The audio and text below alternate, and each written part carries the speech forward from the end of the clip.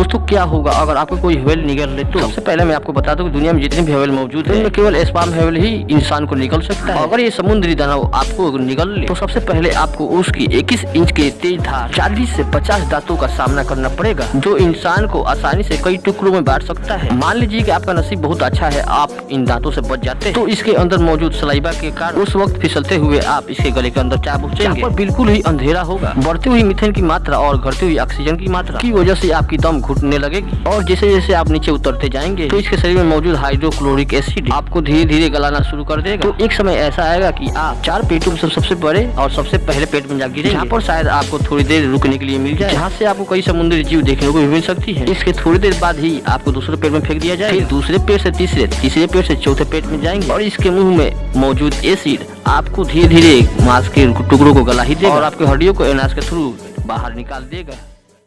क्या आप जानते हैं कि जानवरों में सबसे लंबी याददाश्त डॉल्फिन की होती है, और डॉल्फिन्स के अपने अपने नाम भी होते हैं, जिसे वे अलग अलग एक दूसरे को नामों से बुलाती हैं। यहाँ तक ही नहीं, ये टेलीफोन पर भी एक दूसरे से बातें कर सकती हैं और अपने रिश्तेदार का पता लगा सकती है कहाँ पर और कैसे है। डॉल्फिन इंसानों से 10 गुना ज्यादा सोच सकती है, लेकिन इन्हें खुशबू और बदबू नहीं आती, और जब ये बहुत ही ज्यादा खुश होती है तो ये आपस में चिल्लाने लगती है। डॉल्फिन समुद्र की पानी नहीं पीती क्योंकि ये इन्हें बीमार, यहाँ तक कि इनकी जान भी जा सकती है, और ये जो भोजन खाती है उसी से पानी की अपनी पूर्ति कर लेती हैं। अगर डॉल्फिन समुद्र किनारे पड़े मिले तो उसे वापस पानी में नहीं भेजना चाहिए, क्योंकि ये जब ज्यादा बीमार होती है तो पानी में डूबने से बचने के लिए पानी से बाहर निकल आती हैं।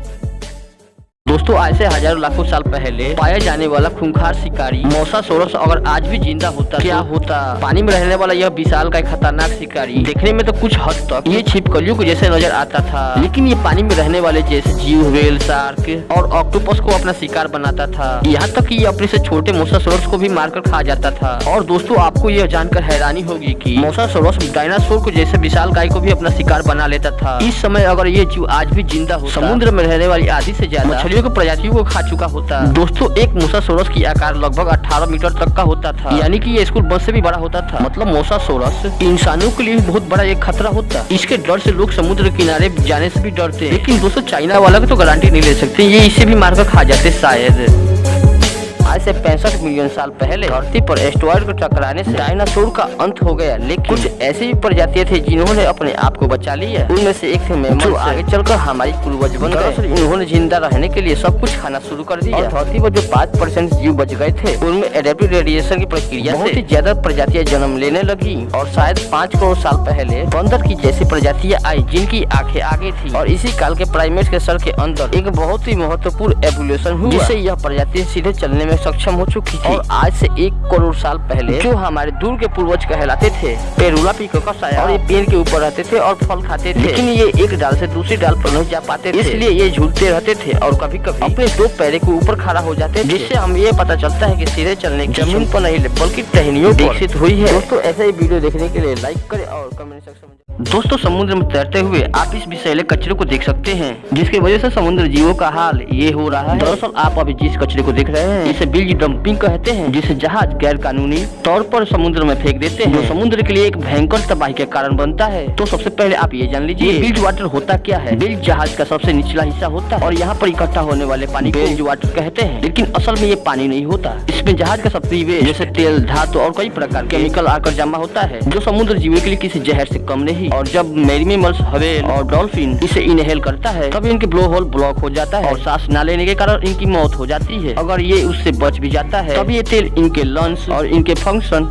रिप्रोडक्शन डायरेक्ट इनको इंजेक्ट करता है। और ये सेम चीज मछलियों, पक्षियों के साथ होता है। इसे रोकने के लिए कई रूल्स बनाए गए, लेकिन वैसे तो पृथ्वी के आर पर सुरंग बना पाना नामुमकिन है, मगर आप कल्पना कीजिए अगर ऐसा किसी प्रकार से चमत्कार हो जाए, अगर हम सुरंग की एक तरफ से कूदकर पृथ्वी के दूसरे छोर पर जाना चाहें तो क्या ये पॉसिबल है? हालांकि सुनने में आपको ये अजीब लग रहा होगा, क्योंकि पृथ्वी पर इंसानों द्वारा 12 किलोमीटर लंबा गड्ढा रूस में पहले ही बना दिया गया है, जिसके बाद इंसानों की सभी उपकरण पिघल जाते हैं। अगर हम एडवांस टेक्नोलॉजी की सहायता से पृथ्वी में गड्ढा कर भी दे तो उससे निकलने वाले मैग्मा से हमें कोई नहीं बचा सकता। मगर कल्पना की सारी सीमाओं को तोड़ बिना एक खरोच लगे हम धरती के सुरंग में कूद गए तो काफी तेज गति से धरती के केंद्र की तरफ हम पहुंचते जाएंगे, और केंद्र पर पहुंचते ही हमारी गति धीमी हो जाएगी, लेकिन तभी भी हम नहीं रुकेंगे। हमारा शरीर धरती के दूसरे छोर की तरफ जाने लगेगा, लेकिन उस गड्ढे से हम नहीं निकल पाएंगे और धरती का केंद्र हमें पुनः अंदर खींच लेगी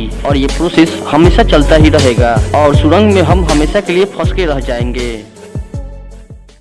आखिर समुद्र के लिए नमक इतना जरूरी क्यों है और क्या हो अगर समुद्र से हम सारी नमक को निकाल दे? बहुत से लोगों को ऐसा लगता है कि ऐसा करने से पृथ्वी से पानी की समस्या खत्म हो जाएगी, लेकिन अगर सच में ऐसा हुआ तो पृथ्वी को भारी तबाही का सामना करना होगा। पूरे समुद्र में 3 ट्रिलियन 500 मिलियन मछलियाँ रहती है और अगर समुद्र से नमक को निकाल दिया गया तो सारी मछलियाँ और अन्य जीव जंतु ज्यादा समय तक जीवित नहीं रह पाएंगे और इसी के साथ समुद्र में मौजूद सभी अल्ग भी नष्ट हो जाएंगे जो पृथ्वी के लिए 70% ऑक्सीजन को पूरा करते हैं, जिसके बाद वातावरण में CO2 की मात्रा बहुत ही ज्यादा अधिक बढ़ जाएगी, जिससे पृथ्वी के ऊपर इक्वेटर का टेम्परेचर बढ़ने लगेगा। वहीं नॉर्थ पोल और साउथ पोल पूरे बर्फ में ढक जाएंगे, जिससे पृथ्वी का इकोसिस्टम पूरी तरह से बर्बाद हो जाएगा और पृथ्वी को भारी तबाही का सामना करना पड़ेगा। लेकिन आपको चिंता करने की जरूरत नहीं है, क्योंकि ऐसा कर पाना हम इंसानों की बस की बात नहीं है। वैसे आप इसके बारे में क्या सोचते हैं कमेंट सेक्शन में जरूर बताएं, अपनी राय जरूर रखें।